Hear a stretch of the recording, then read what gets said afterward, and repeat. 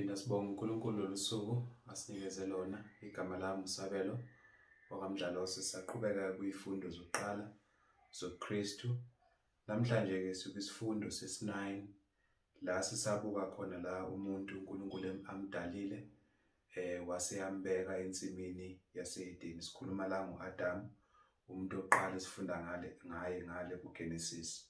So isihloko kwesisa namhlanje sithi ke uNkulunkulu umuntu lo amdalile wamnikeza umyalo. uNkulunkulu wamnikeza umuntu umyalo. So incwadi ke sohlala kuyo esizoqhubeka kuyo la uGenesis chapter 2 verse 16 to 17. Genesis chapter 2 verse 16 to 17 efundeka kanje. uJehova uNkulunkulu wamyala umuntu wathi, ungadla kuyo yonke imithi yensimu yokuthanda kwakho, kepha ungadli kuwo umuthi wokwazi okuhle nokubi, ngokuba mhla udla kuwo uyakufa nokufa. Umyalo oqala ke umuntu uNkulunkulu amnikeza wona esifunda ngawo ezini leNkosi. uNkulunkulu esemdalile kuAdam, esembumbile njengoba iBhayibheli libonisa la kuverse 7, uNkulunkulu waphefumela emzimbeni wakhe uAdam waseba umphefumulo ophilayo. uNkulunkulu ke esemakhileke sibukile kwisifundo sesi-8 ukuthi uNkulunkulu wambeka uAdam ensimini yaseEdeni, wamakhela indawo emfanele. So esembekile ke uNkulunkulu wasemnikeza umthetho. Sizobuka ke namhlanje ukuthi umthetho obuya kuNkulunkulu muhle, uyamsiza umuntu. Esikhathini esiningi abantu baye babuka umthetho sengathithi yinto embi, kanti yinto enhle ebuya kuNkulunkulu. Ubonisa uNkulunkulu ukusithanda, ubonisa uNkulunkulu ukusinakekela. So ke umyalo ubekiwe ukuze ubeke umuntu olalelayo ekulungeni, ongalaleli umlahle. So umthetho ke siyabuka ukuthi ubeke lapho ukuthi wenza umuntu ukuthi avele abonise ukuthi ulungile. Ulunga kanjani na? Uma eselalelile lokho kushiwo iNkosi. So siyasabuka isifundo lesi sesi-8 la sibone khona ukuthi uNkulunkulu uma embeka umuntu umnikeza ama-condition, umnikeza imithetho, and le mithetho ukumsiza lo muntu ukuthi aphile kahle. So ke umbuzo wokuqala ke sizoba nawo la okuhle ukuthi siwuphendule ukuthi umyalo uyini? Umyalo uyini? iBhayibheli liveza ke umqondo wezwi likaNkulunkulu njengestandard la umuntu okufanele ukuthi azimeasure khona ukuze azibone ukuthi wenza kahle noma wenza kabi. KwaIsrayeli ke uNkulunkulu uma ekhuluma nabo ngesikhathi uJuda ebuyela le eJerusalem, ebuyela kwaIsrayeli emva kweminyaka u-70 ngenxa yokungalaleli besekudingisweni. Masifunda ngomlando wabo uJuda bathathwa isizwe sikaNebukadnesari saseBhabhelona, bahlala ke iminyaka ewu-70. So ke uZachariah ke uyaprofetha ke la ubeka umyalo kaNkulunkulu ukuthi njengoba sebezobuya uNkulunkulu uhloseni ngoJuda. So ke incwadi esizoyifunda ke la incwadi kaZachariah chapter 1 uverse 16. Sizobuka ke la sibone ukuthi uNkulunkulu umyalo wakhe noma izwi lakhe ulibonisa liyini na. So njengoba ngishilo, izwi likaNkulunkulu liyistandard ila sibuka khona ukuthi senza kahle noma senze kabi, noma asilungile kuNkulunkulu noma silungile kuNkulunkulu. So ke uZachariah la uveza ke izwi leNkosi la lingumucu. Asifunde lencwadi uthi ke ngalokho usho kanje uJehova uthi, ngiyakubuyela eJerusalema ngomusa, indlu yami yakhiwe kulo, usho uJehova Sebawothi, kwelulwe umucu wokulinganisa phezu kweJerusalema.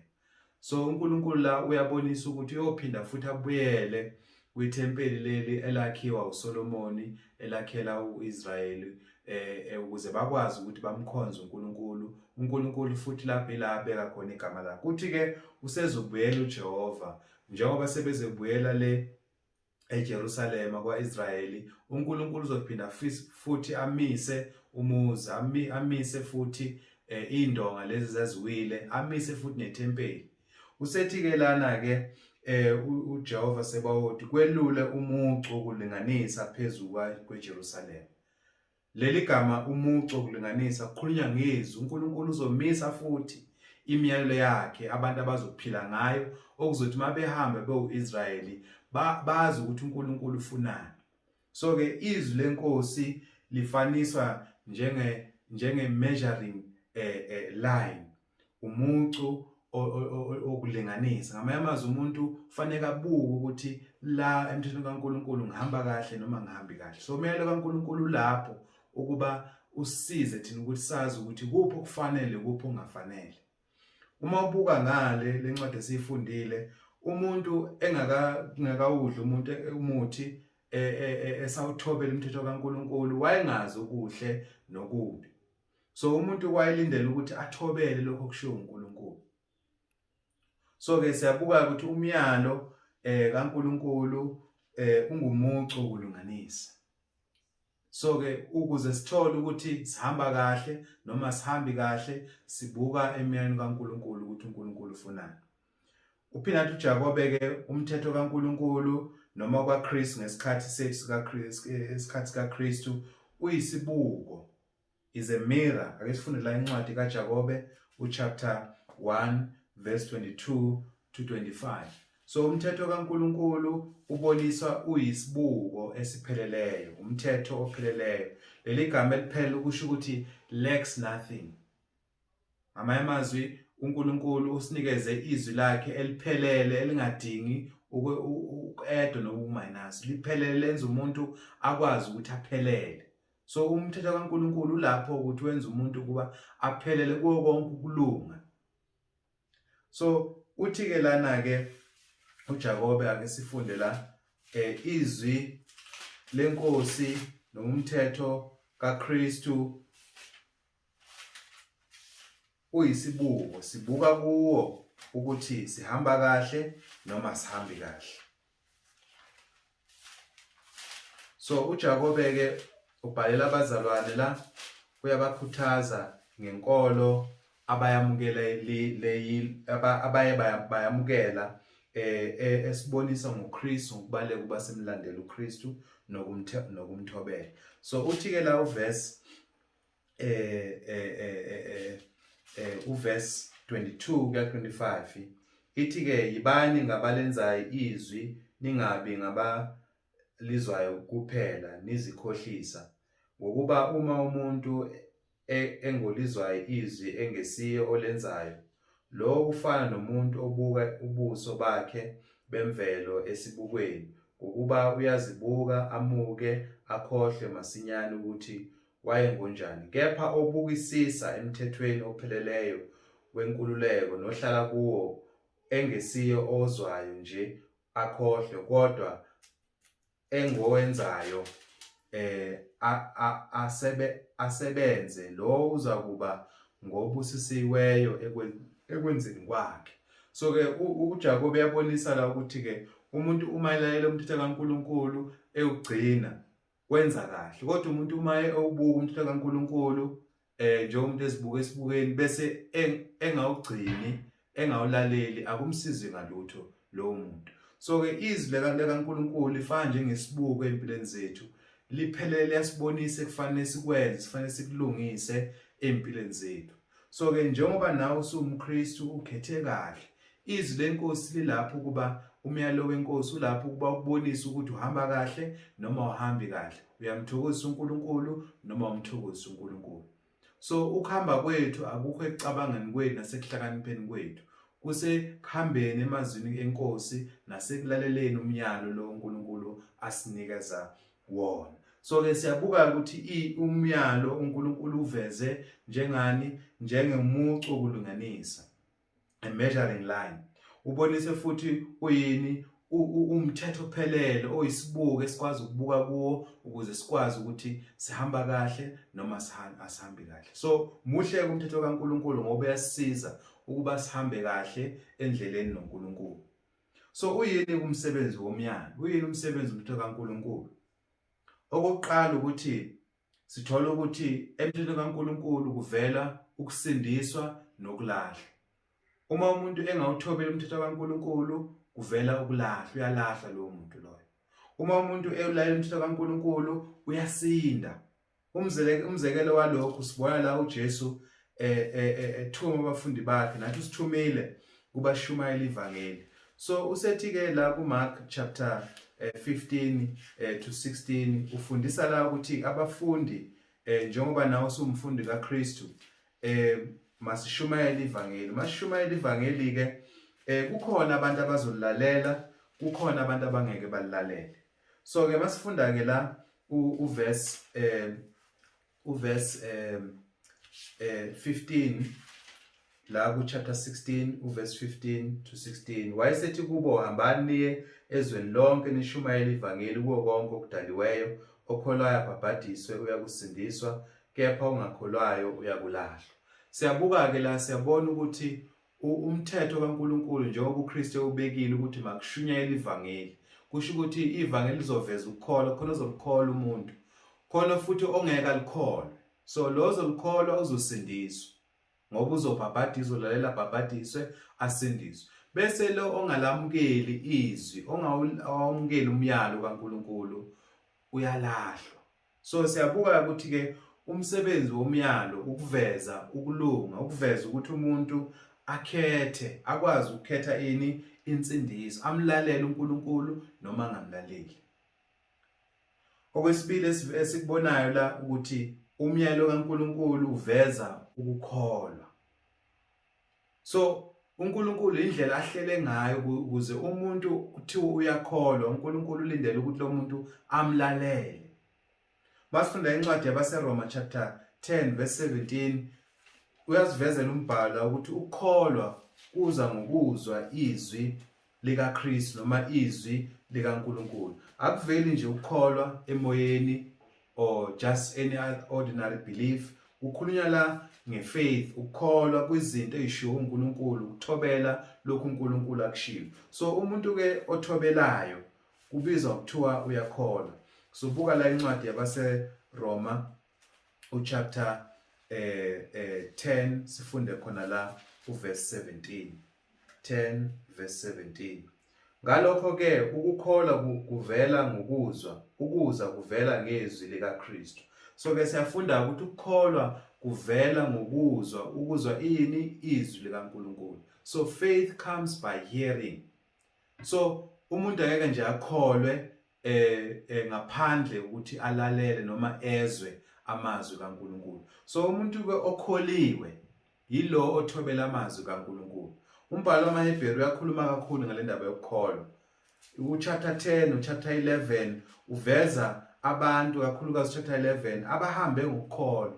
Uma ulandelela laba bantu akuthiwa kushongo nje ukuthi bayakholwa nje, kukhona izinto abazenzile ukuthi uNkulunkulu ebayalela balalela. So ku chapter 10 ke ku verse 36-39 ukhuthaza la umbhalo wamaHebheru abazalwane abasebebona kukuhle ukubuyela emumva babuyele kwinkolo yokuJuda. Usethi ke kufanele ukuthi bathobele amazwi kaNkulunkulu. Ila kuvela khona ukuthi umuntu kuthiwa uyakholwa. Yabona? So ke umyalo kaNkulunkulu produces faith. Umyalo kaNkulunkulu uveza ukukholwa. Ngaphandle kwezwi kaNkulunkulu umuntu angeke kuthiwa uyakholwa. So uNkulunkulu udesigne ukuthi ke abantu baphile ngokukholwa.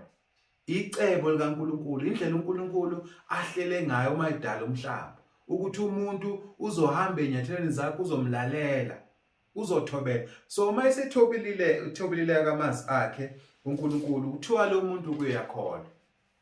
Ake sifunde ke la uverse 36 uthi ke ngokuba nidinga ukubekezela ukuze seniyenzile intando kaNkulunkulu namukele isithembiso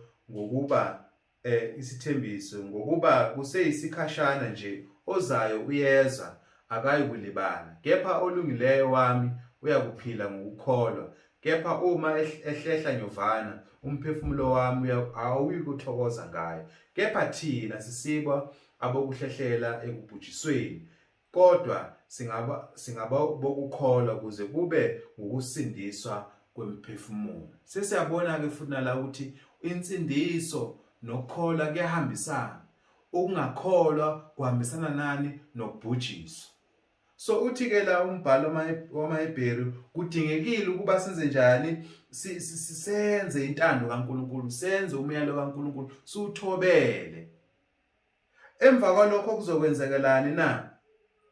Sizokwamukelisa isithembiso lesiNkulunkulu ashilo. So kudingeka ukuthi singamaKristu noma singabantu bakaNkulunkulu silalele sithobele. Uma sesithobele kuthiwa siyakholwa, uma sikholwa ithembiso uNkulunkulu asinikeze zona uzosinikeza zona. Uma sekwenzekaleni na? Sesikholwa, sesibonisa ukuthi siyakholwa. Sikholwe kanjani? Ngokulalela amazwi, ngokuthobela umyalo kaNkulunkulu. So izwi likaNkulunkulu, umyalo kaNkulunkulu produces faith. Uveza ini? Ukukholwa. So ke uma umuntu ke na ingozi, uma umuntu engakulaleli izwi likaNkulunkulu, engathobeli amazwi kaNkulunkulu, ebuyele emuva engasahambi ngezwi likaNkulunkulu, kuvela ukubhubha, uya ekubhujisweni lo muntu loyo. So kunengozi.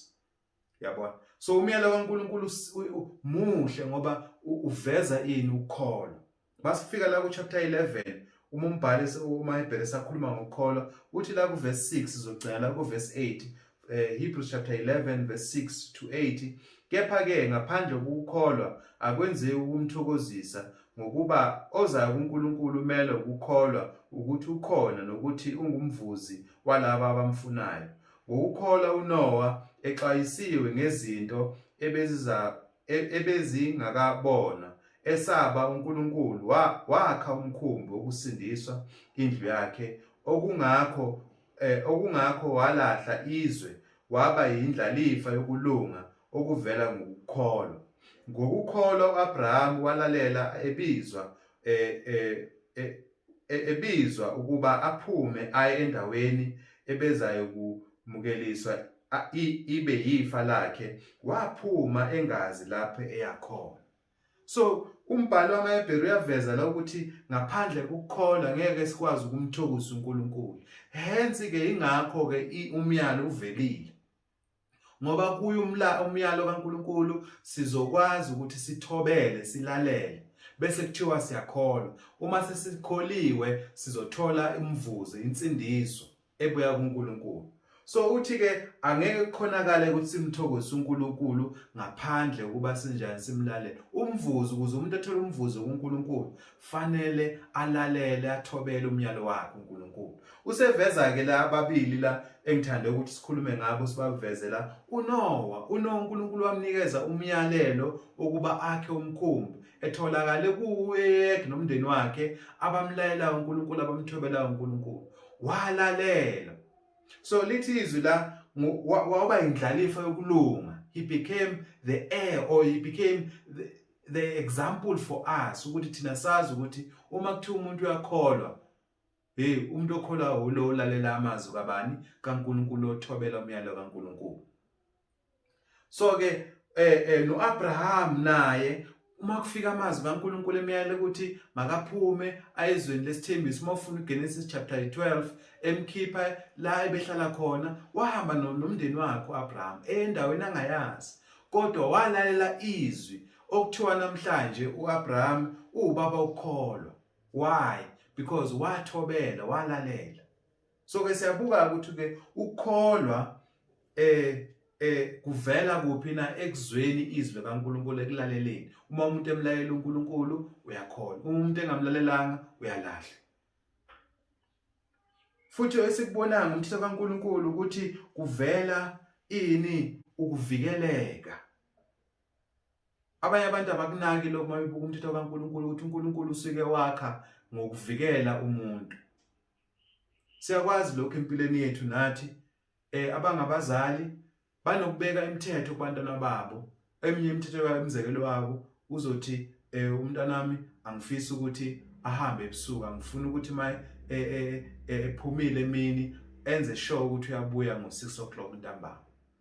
Inhloso yini na? Ukuthi kunento ezimbi ezenzeka kuphi? Ebusuku. So ukuze avikeleke umntanami, ngimnikeze umthetho ukuba awuthobele. Uma ewuthobile uzovikeleka kuba angalimali ebusuku. Nakanjalo uNkulunkulu imithetho asinikeze yona. Even nakungale ku-Old Testament imithetho mayinikeza uIsrayeli, inhloso kwakuvikela uIsrayeli kuba angalimali endleleni. So uNkulunkulu wethu uyasithanda. Umthetho esinikeze wona ingenxa ukuthi uNkulunkulu uyasithanda. Ake sifunde la incwadi yamaHubo 119 yamaHubo 19 verse 7 to 9. Sibona ubuhle bomthetho kaNkulunkulu, umyalo kaNkulunkulu, ukuthi umyalo kaNkulunkulu wenze njani na? Uyavikela. It protects. Umuntu uyavikeleka uma elandela umthetho kaNkulunkulu. So wenza kahle ke nawo njengomntana kaNkulunkulu usuthobele ivangeli. Uma uhleli kuKristu uvikelekile ezintweni ezimbi, uvikelekile kuSathane. Angeke akususe esandleni sikaNkulunkulu uma wena uthobela amazwi akabani kaNkulunkulu. Kodwa uma ungathobela amazwi kaNkulunkulu, umyalo kaNkulunkulu, yes, yebo uSathane uzokususa kuNkulunkulu. So sibuka ke la ukuthi ukukholwa umsebenzi wawo yini na? Umyalo umsebenzi wawo yini na? Ukuvikela umuntu, is to protect umuntu uNkulunkulu amakhile. Njengoba wakhiwe kuKristu Jesu, imelo unikezwe yona, ithathe ilapho ukuvikela wena ukuze ungalimali. 19 verse 7 to 9. Umthetho kaJehova uphelele, uvusa umphefumulo, ukufakaza kukaJehova kuqinile, kuhlakaniphisa oyisiwula. Imiyalo kaJehova ilungile, ijabulisa inhliziyo. Umyalo kaJehova uhlanzekile, ukhanyisa amehlo. Ukumesaba uJehova uhlanzekile, kuze kube phakade. Imithetho kaJehova eyiqiniso, ilungile yonke. So ziningi into ezivela ezinhle la ezibonakalisa ini ubuhle bomthetho kaNkulunkulu, umyalo kaNkulunkulu. Kuveza ubuhle, kuveza ukulunga, kumiphakade. Ziningi into ezishabalalayo, kodwa izwi laNkulunkulu limphakade.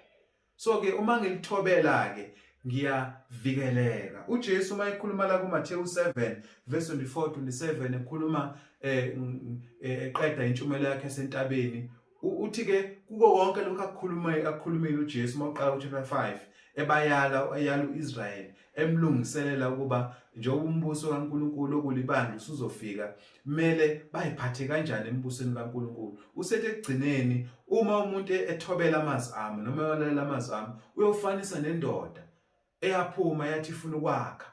Mayifuna ukwakha indoda yafika yafuna idwala njengesisekelo, yabeka umuzi wayo. Zafika ivunguvungu, lo muzi azange uwe ngoba umi kuphi? Edwaleni. Uthi ke umuntu ongangilaleli ufanisa njengomuntu ongalalela amazwi uKristu awashoyo, ufanisa nomuntu owathi uyowakha naye. Athi uKristu Jesu uyisiwula. Lo muntu wakha emhlabathini. Kwafika ivunguvungu, kwafika yonke inkinga zempilo, kwenzakala ngalomuzi wawa.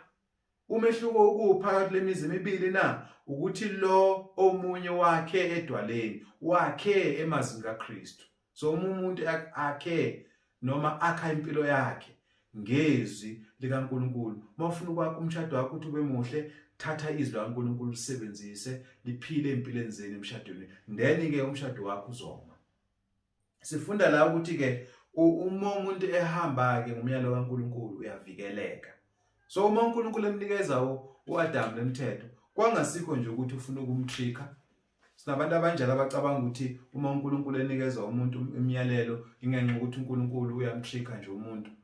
Cha, uNkulunkulu akathesta abantu. uNkulunkulu akazenzi lezi zinto. Akenzi uNkulunkulu ngenhloso embi uma ebeka umyalelo wakhe. Siyabona futhi ukuthi umyalo kaNkulunkulu esikubonayo futhi la ukuthi uyabopha noma uyakhulula. So kunezinto uNkulunkulu ayibekile embhalweni ezimbambayo umuntu, ezenza ukuthi azi ukuthi ekugcineni uma engathobelanga lokho uyolahla. Basifuna incwadi kaMathewu 16 verse 19 noMathewu 18 verse 18, uvela lapho uKristu njalo uma ekhuluma ukuthi okuboshwe emhlabeni ukuboshiwe kuphi? Nasezulwini. So uma uwenela emhlabeni noma ungalalelanga umyalo kaNkulunkulu ula emhlabeni, ungacabanga ukuthi uzoya ezulwini, ngoba konke okuboshwe la emhlabeni umthetho kaNkulunkulu asinikeze wona nasezulwini umile lo mthetho loyo. So uma ngiphula umthetho kaNkulunkulu la emhlabeni ngingacabanga ukuthi ngale kwethuna ngizoya kuphi ezulwini. Okugcina la ukuthi umthetho kaNkulunkulu yini umsebenzi wayo na, uveza ini na, ukuthi kukhona ozosindiswa nozolahla, okholwayo kahlulelo. So umthetho kaNkulunkulu uveza ini izahlulelo. So uma ngithobela umthetho kaNkulunkulu angihlulele noma ngilahla. Uma ngingawuthobi umthetho kaNkulunkulu ngiyalahla. Asifunela incwadi kaJohn 3 verse 18. John 3 verse 18. Sibuka la ukuthi ke umthetho kaNkulunkulu unjani, uveza ini, umsebenzi wayo uveza ini, ukwahlulela. Vezwa ukwahlulela. So abantu noma emhlabeni beignorant bahlale bazi, ngoba sinabantu abathanda ukuthi bangazi bona, bangamfuni uNkulunkulu. Imithetho lo uNkulunkulu asinikeze yona imile. Noma ngiyawazi noma ngiwazi umthetho kaKristu ekugcineni ngizohlulela ngawo. Yingakho kusidingeka ukuthi singabazali sishumayele ivangeli ngoba uNkulunkulu akazi ukuhlulela izwe ngomunye umthetho nje. Isikhathini sethu manje abantu uzobahlulela uNkulunkulu athi umbhalo wamaHebrew chapter 1 verse 1 ukuthi uNkulunkulu usekhuluma ngezikhathi zokugcina ngoKristu Jesu. So lezi izikhathi zokugcina ke abantu bazohlulela ngomthetho kaKristu. Lokho uKristu akukhuluma lapho kuJohn 12 verse 48 ukuthi amazwi la engiwakhulumayo iwona yokwahlulela kuphi ekugcineni. John 3 verse 18. John 3 verse 18. Sibuka la ukuthi ke emazwini kaNkulunkulu kuvela ini, izahlulelo zikaNkulunkulu. So kuvela ukuthi either all be saved or condemned. Yabona? So ke kumina ukuthi ke ngikhetha kanjani. John 3 sifunda khona la uverse 18. Okholwa yiyo kahlulelwa, ongakholwa usehlulelwe lokho engakholwanga egameni lendodana ezele yodwa kaNkulunkulu. So ke umuntu ongalaleli ongakholwa ulahliwe, kodwa okholwayo othobele noma olivumile ivangeli noma wakholwa kuKristu Jesu usindisiwe. So ke siyabuka ukuthi umsebenzi womyalo ilena esibonisayo ukuthi uNkulunkulu ubonisa ukuthi umyalo wakhe uveza ini, ukukholwa, uveza ini iprotection, ukusindiswa. Umthetho kaNkulunkulu uyabopha, ukhulule. Umthetho kaNkulunkulu uveza izahlulelo. Umthetho kaNkulunkulu uyasindisa noma uyalahla, kuya ngokukhetha kwakho. So umuntu ke uyazikhethela. Uma uNkulunkulu ekhuluma noIsrayeli ngokugcina la ngoMose chapter 30 la Deuteronomy chapter 30 kuvela amazwi amnandi nokufuna ukuthi mina nawe siwakhumbule njalo mayelana nokuhamba noNkulunkulu noma nokuba noNkulunkulu. uNkulunkulu akasifosti njengoba sila ebandleni lakhe, akasifosti njengoba sisindisiwe singene emanzini sabhabhadiswa, akasifostanga uNkulunkulu. So kuhle ukuthi sazi ukuthi uNkulunkulu usibekele indlela ezimbili. Uwe ozokhetha. So umthetho kaNkulunkulu uvela ukuthi wena ukhethe ukuthi uhamba ngale, ukuthi umthobele kuthiwa ulungile uyakhona, noma awumthobeli kuthiwa uyalahlwa, umuntu ongakholwanga, uyabona kukuwe. Sofuna la uDeuteronomy chapter 30 verse 15 to 20. Bheka ngibeke namuhla phambi kwakho ukuphila nokuhle, ukufa nokubi, ngokukuyala namuhla ukuba umthande uJehova uNkulunkulu wakhe, uhambe ngezindlela zakhe, ugcine imiyalo yakhe nezimiso zakhe nezahlulelo zakhe, ukuze uphile wande uJehova uNkulunkulu wakho akubusise ezweni ongena kulo ukulidla. Kepha uma inhliziyo yakho iphenduka ukuze ungezwa kepha uyengwe, ukhuleke kwabanye uNkulunkulu ubakhonze,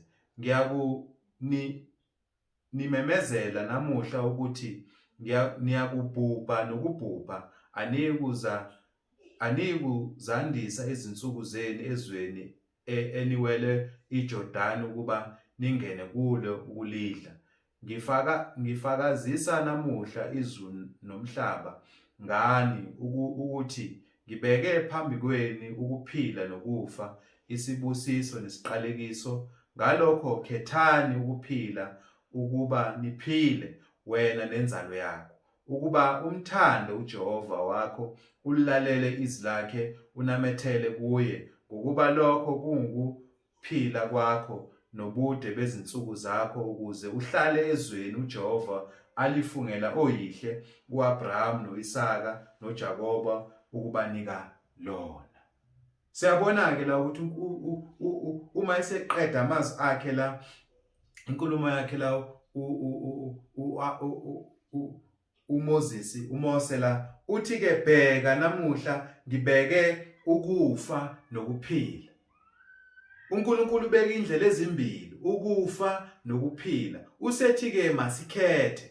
Ekuphileni yilathi namasithobela izwi likaNkulunkulu. Kuthiwa lo muntu uzophila, uma sibuka la uzothola izibusiso zonke uNkulunkulu azibekile. Njengoba uNkulunkulu ebeshilo ukuthi ethembise esukela koAbraham noJakob ukuthi uma belalela amazwi akhe uyobanikeza izwe, nalo ke lizwe sebezonikezwa lona. Kuthiwa uma belayele kanjalo ke bathobela amazwi kaNkulunkulu, bangakhonza abanye uNkulunkulu, bazophila. Ukufa kubekiwe futhi.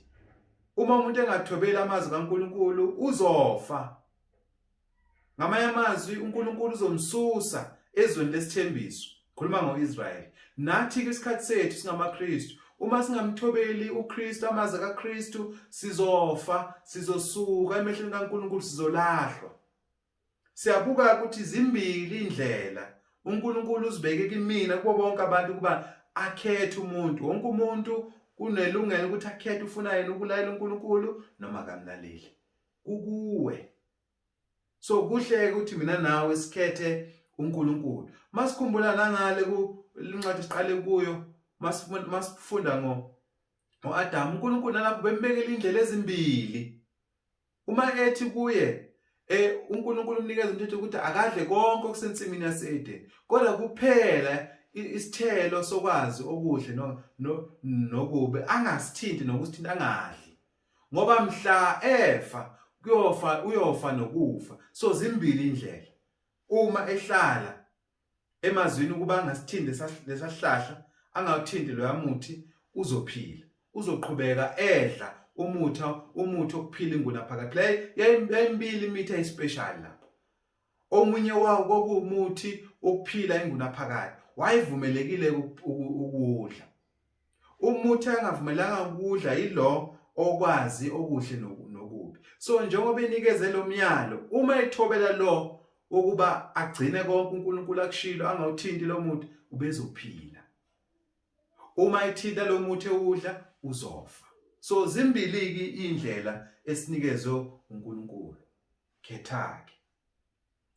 Nathi futhi siyakhetha, sikhuluma ngathi esiphila manje ukuthi sizokhetha ukulunga noma ukulalela noma isono.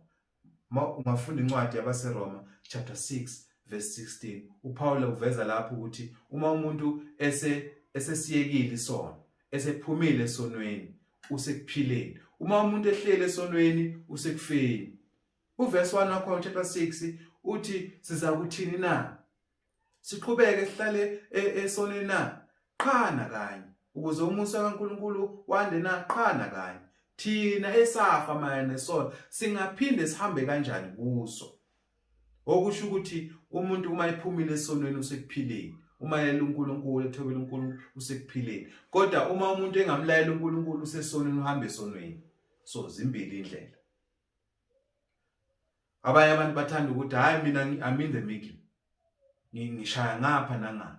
UmKristu oshaya ngapha nangapha, noma umuntu oshaya ngapha nangapha, uNkulunkulu akamthanda, akamfuni. So akekho ke omi inhlangothi zombili. Awukwazi ukuma in both sides. Yabona abantu bakaSathane, Abantu abangamthandi uNkulunkulu noma bangamlayeli uNkulunkulu banalo ability yokuma ngapha nangapha. Lo muntu useyintweni zikaSathane ezonweni aphinde abe seyintweni zikaNkulunkulu. So uNkulunkulu lo muntu akamamukeli, wamukela uNkulunkulu umuntu oyedwa nje kuphela. Yilo ohamba amazweni akhe. NoAbraham bonke sifunde ngabo kufanele ukuthi mabe bemthobela uNkulunkulu bame emazwini kaNkulunkulu. NoAdam ukuze aqhubeke ahamba noNkulunkulu kwakufanele ukuthi ame emthini kaNkulunkulu. Wayengeke adle ngapha emthini wokulunga okwazi ukuhle nokubi aphinde futhi aqhubeke noNkulunkulu akukhonakala. So ke asikwazi ukuthi ke sithi sihamba noNkulunkulu. Masifunda incwadi yamakhosi uqala chapter 18 uverse 28 sifunda la ngomprofeti la ebuza isizwe ngalesikhathi sengene abafundisi bamanga, sengene abaprofeti bamanga kuIsrayeli bafundisa uIsrayeli ukuthi hayi makhonze uBhali. Ngenxa lesibuya kuyo la betheni uma nifika lapha ezweni lesithembiso singakhonza abanye uNkulunkulu. Yenzeka ke lento embi yokuthi bangamlayeli uNkulunkulu bafaka abanye uNkulunkulu. So isizwe ke sesifundisa ukuba sihambe ngoNkulunkulu bakaBhali. uNkulunkulu kubisa umprofeti la ngalesikhathi ukuthi isizwe sikhunjuze ngemithetho kaNkulunkulu uNkulunkulu abanikeza yona. So ke uthini lana ke umprofeti la ngalesikhathi obusa ngalesikhathi inkosi uAhabi owakhuthaza naye nonkosikazi wakhe ukuba kube khona laba prophet bamanga, abaprofeti bakaBhali. Yabona? Yabona nje mawufuna ngale ndaba amakhosi 1 Kings chapter 18 ufunda khona verse 17 to 18 ubona isikhathi besisibi ngalesikhathi. A very painful situation. uNkulunkulu ubakhele indawo yaseKhanani naba basathembeki. Ubethe uNkulunkulu ungakhonza abanye uNkulunkulu sebabakhonza bona. Uthini la verse 17 kwathi uAhabi esembonile uEliya uAhabi wathi kuye nguwe ungumhluphi wakaIsrayeli na? Kodwa wathi mina angimhluphanga uIsrayeli kepha nguwe nendlu kayihlo ngokuyilahla imiyalo kaJehova uze ulandele oBhali. Akucabange umprofeti kaNkulunkulu ahamba ebungcweleni, umuntu osebukhosini okufana ngabe uyawazi umthetho, uzo accuse umuntu ohamba kahle endleleni. Uthi hey, nangu umuntu osifakela amacala, nangu umuntu osi-accusayo, nangu umuntu ohlupha uIsrayeli. Usethi uphendula kahle la uEliya uthi cha, mina ngimhluphanga uIsrayeli. Wena kanye nendlu kayihlo ebukhosini. Uyabona ububi bese bungakanani ebukhosini, yibo laba abantu bebeletha oNkulunkulu oBhali kwaIsrayeli. Isuka kuphi ebukhosini? Isuka kwileadership. Uyabona ububi obusebenzeka kulesikhathi. Uthi kepha nguwe nendlu kayihlo anilalelanga imiyalo kabani? kaJehova. Kodwa nihambe nalalela ubani? Abaprofeti abafundisa ngoBhali. Usethi ke la ku verse 18 mayiqhubeka la indaba yakhona uEliya uyamcela ukuthi ke laba prophet bamanga ngoba uNkulunkulu befuna ukuveza ngaye la uEliya ukuthi oBhali la woNkulunkulu abangekho. Usethi ke mabayeke laba prophet entabeni yaseKameli. So nangempela uAhabi wakwenza lokho. Uthiwa verse 20 uAhabi wayesethumela kuba bonke abantwana bakaIsrayeli, wabathuma abaprofeti entabeni yaseKameli. uEliya wasondela kubo bonke abantu wathi ngalesikhathi sekukhona nesizwe. Yabona? Sekukhona nesizwe sakaIsrayeli nobukhosi nenkosi ibize labaprofeti baya bamanga. Usekhuluma lawo mazwi ke uthi uEliya koze kube nini nibanqika phakathi kwezinhlangothi ezimbili na? Okusho ukuthi uIsrayeli bemi kabili ngalesikhathi. Bebekhonza uNkulunkulu ngapha, ngabe bekhonza uBhali. Bebehamba ekulungeni ngapha, behamba noNkulunkulu into kaNkulunkulu baphinde futhi behambe emthethweni kabani? Yabaprofeti bamanga. oNkulunkulu bamanga uBhali. Yilokhu uNkulunkulu abengakufuni. So umuntu ome inhlanga ezimbili ohamba ngapha nangapha uyisinengiso kuNkulunkulu. Uthi ke lana ke uEliya kuyoba nini kuze kube nini nimanqekanqinga khethani whether nihamba noNkulunkulu noma nihamba noBhali.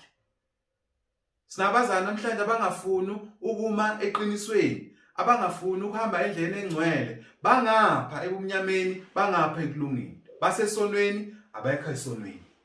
Ebandleni likaKristu kufanele abantu abasiyekile isono, abaphumile ebumnyameni. So ke siyafunda ke la ukuthi ke uNkulunkulu ubeka indlela ezimbili.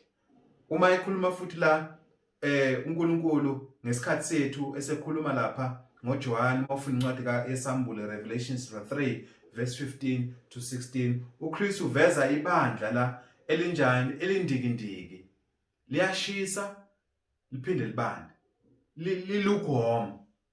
So uNkulunkulu ufuna kuba simakuba siyashisa sishise, makube siyabanda siyabanda, makube sifuna ukuphila esonweni siphila esonweni, makube sifuna ukuphila eqinisweni sikhethe ukuphila eqinisweni, ukuphila eqinisweni, ukuhamba noNkulunkulu sikhethe lokho sikushiye okunye. So ke akukho ke ukuma enhlangothini ezimbili uma sihamba noNkulunkulu emthethweni kaNkulunkulu.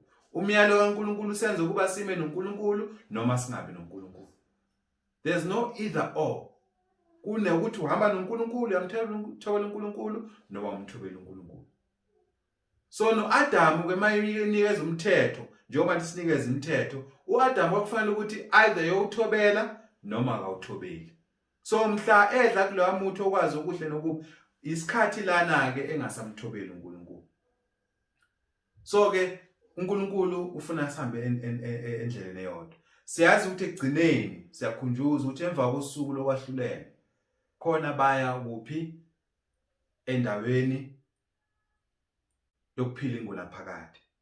Abalungileyo ngokwesokunene kuyakuthiwa kubo zanini nina enibusisiwe ngubaba nidle ifa lombuso elungiselwe elungisweleyo selokhu kwasekela umhlaba. Matthew 25 verse 34. Ekwahluleleni kuzothiwa khona benze kahle basiwe kuphi ekupheni ungunaphakade, ilaba layela uNkulunkulu, ilaba bathobela umthetho. Bese thini la kulabo bangazange balayela umthetho kaNkulunkulu na? Abangasokukhohlwa ukuthiwa dedani kimi nina abaqalekisiweyo niye emlilweni ophakade olungiselwe uSathane nezingelosi zakhe. Matthew 25 verse 41. So zimbili indlela, khethake. Ukhetha ukulayela uNkulunkulu noma ukhetha ungamlayela uNkulunkulu. There's no middle ground. Yabo, there's no neutral person. Ayekho umuntu omphathi nendawo. Either uyawenza umthetho kaNkulunkulu noma uwenzi. Umyalo ubekelwe ukuba sizikhethele ukuthi ufuna ukuhamba ngeqiniso likaNkulunkulu noma ufuna ukuhamba ngamanga kaSathane. Kuwe. Ngiyabonga ukuthi lethuba uNkulunkulu asiphe lona. Siphinde sihlangane futhi sifunde izwi likaNkulunkulu. iNkosi imbusise. Amen.